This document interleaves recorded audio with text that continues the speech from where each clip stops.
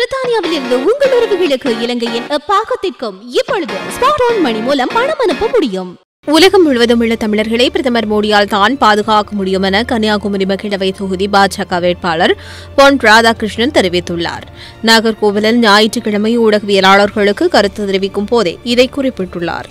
தொடர்ந்து அவர் கருத்து தெரிவிக்கையில், சட்டமேதை அம்பேத்கர் எந்த மாதிரியான இந்தியாவை உருவாக்க நினைத்தாரோ அதன்படி அவரது வழியில் பாஜக தலைமையிலான மத்திய அரசு பயணிக்கிறது என தெரிவித்தார்.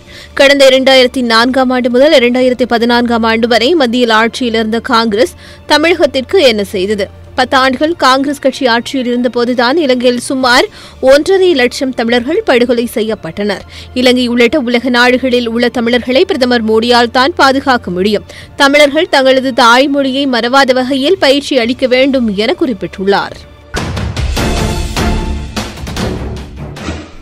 அனைத்து செய்திகளையும் பார்க்க IBC தமிழ் நியூஸ் சேனலை சப்ஸ்கிரைப் பண்ணுங்க. உடனுக்குடன் செய்திகளை தெரிந்து கொள்ள வேண்டுமா? அப்போ கீழே இருக்கிற பெல் பட்டனை மறக்காம கிளிக் பண்ணுங்க.